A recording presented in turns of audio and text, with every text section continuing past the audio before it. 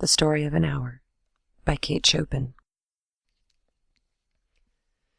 Knowing that Mrs. Mallard was afflicted with a heart trouble, great care was taken to break to her as gently as possible the news of her husband's death. It was her sister Josephine who told her, in broken sentences, veiled hints that revealed in half-concealing.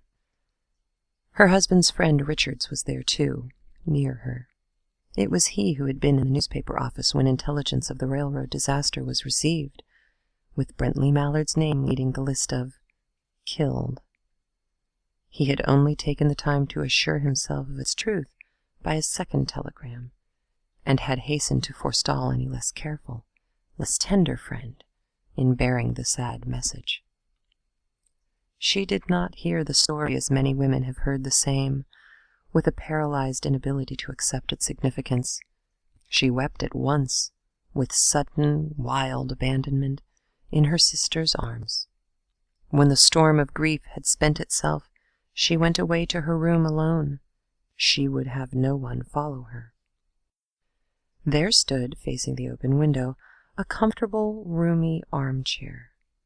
Into this she sank, pressed down by a physical exhaustion that haunted her body and seemed to reach into her soul.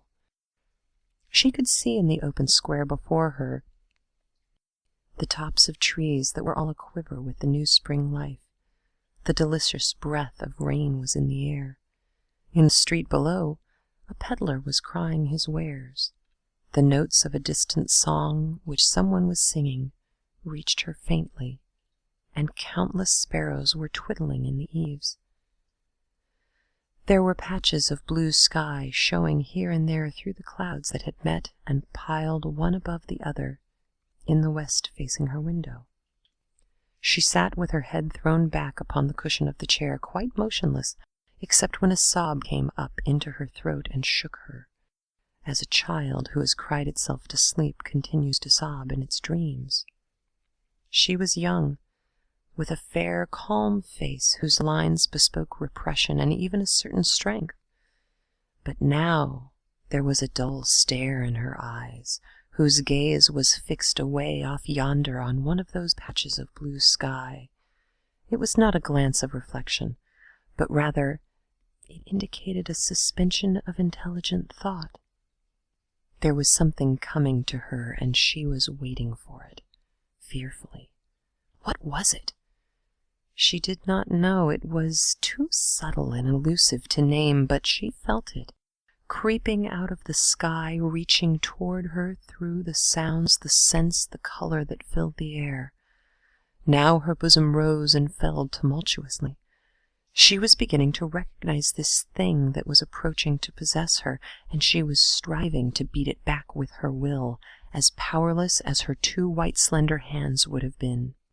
When she abandoned herself, a little whispered word escaped her slightly parted lips. She said it over and over under her breath. Free, free, free. The vacant stare and the look of terror that had followed it went from her eyes. They stayed keen and bright. Her pulses beat fast, and the coursing blood warmed and relaxed every inch of her body. She did not stop to ask if it were or were not a monstrous joy that held her. A clear and exalted perception enabled her to dismiss the suggestion as trivial. She knew that she would weep again when she saw the kind, tender hands folded in death, the face that had never looked, save with love, upon her, fixed and gray and dead.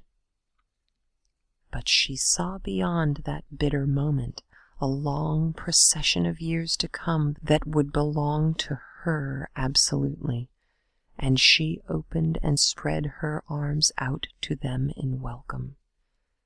There would be no one to live for during those coming years. She would live for herself.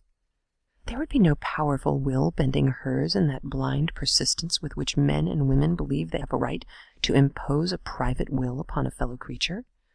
A kind intention or a cruel intention made the act seem no less a crime, as she looked upon it in that brief moment of illumination. And yet she had loved him, sometimes. Often she had not. What did it matter? What could love, the unsolved mystery, count for in the face of this possession of self-assertion, which she suddenly recognized as the strongest impulse of her being? Free, body and soul free, she kept whispering. Josephine was kneeling before the closed door with her lips to the keyhole, imploring for admission. "Louise, open the door, I beg, open the door. You will make yourself ill. What are you doing, Louise? For heaven's sake, open the door." "Go away. I am not making myself ill." No, she was drinking in a very elixir of life through that open window. Her fancy was running riot all along those days ahead of her, spring days and summer days and all sorts of days that would be her own. She breathed a quick prayer that life might be long. It was only yesterday she had thought with a shudder that life might be long. She arose at length and opened the door to her sister's importunities. There was a feverish triumph in her eyes, and she carried herself unwittingly like a goddess of victory. She clasped her sister's waist, and together they descended the stairs. Richard stood waiting for them at the bottom. Someone was opening the front door with a latch-key. It was Bentley Mallard who entered, a little travel-stained, composedly carrying his grip-sack and umbrella. He had been far from the scene of the accident, and did not even know there had been one. He stood amazed at Josephine's piercing cry, at Richard's quick motion to screen him from the view of his wife. When the doctors came, they said she had died of heart disease, of the joy that kills. End of the story of an hour.